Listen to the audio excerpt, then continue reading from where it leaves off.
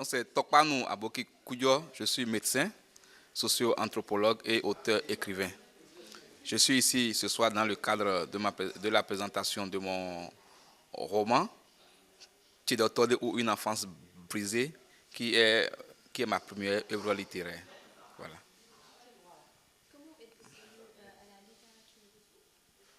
Je suis venu à la littérature depuis ma formation au collège, quand j'avais eu des professeurs de français qui encourageaient donc à lire, à écrire. C'est comme ça que j'ai eu la passion de la littérature en partant des lectures et finalement je suis arrivé à l'écriture. Mon parcours professionnel, comme je le disais, après donc, le primaire que j'ai fait dans mon village à Vacon, une banlieue de Porto-Novo, la capitale du Bénin, j'ai intégré donc un collège de Porto-Novo qu'on appelle Davier, jusqu'en classe de seconde. Puis de la première en terminale, je suis au collège classique Robert Gidoun, toujours dans Porto-Novo, où j'ai eu le bac en 96. Après le bac, donc, je suis entré en faculté de médecine.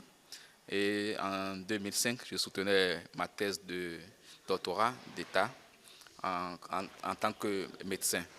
Bon, quand j'ai terminé la thèse de doctorat, je me suis inscrit en faculté de socio-anthropologie, toujours à Cotonou, où j'ai eu la licence en 2009. J'ai exercé un peu la médecine pendant 5 ans dans une commune en tant que médecin-chef de district.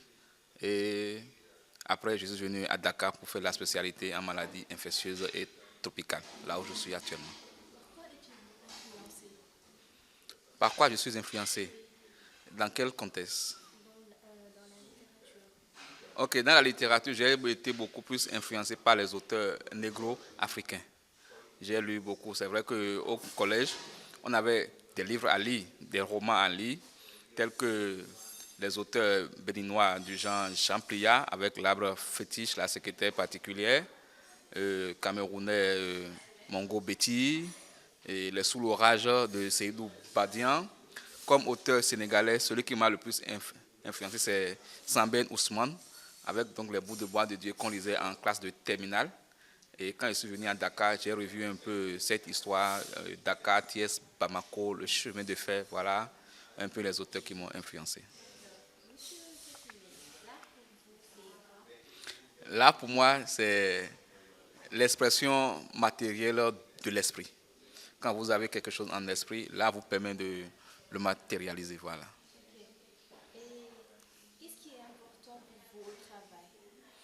Ce qui est important pour moi au travail, c'est d'être au service de l'autre. Oui. Tout le temps, je suis content, je souris tout le temps. C'est rare que je m'énerve. Oui. Ce que je souhaite de Dakar, c'est d'abord que j'atteigne mes objectifs qui m'ont amené à Dakar et que Dakar continue d'être cette ville africaine où tous les pays, toutes les nationalités s'y concentrent et que Dakar soit le porte-flambeau de ce que les initiateurs de Dakar ont voulu sur le plan culturel, que ça ne baisse pas. Je veux parler du président Senghor, qui a porté très haut la culture, d'abord sénégalaise puis africaine, que Dakar soit toujours ce grand carrefour culturel. Ma dernière question est, quel est votre endroit préféré? Mon endroit préféré, c'est quand je suis en famille. Voilà. Donc c'est ma famille qui est mon endroit préféré. Voilà. Monsieur, votre dernier mot, s'il vous plaît. Mon dernier mot, une fois encore, donc je remercie tout cet institut, ceux qui travaillent pour m'avoir donné ma première opportunité donc dakaroise de m'exprimer sur mon roman. Ce n'était pas évident. J'ai contacté d'autres maisons qui n'ont pas encore accepté, mais je crois que c'est un privilège pour moi d'être donc à Goethe Institut, qui est une grande maison. Je vous remercie de cette opportunité. Voilà. Merci beaucoup.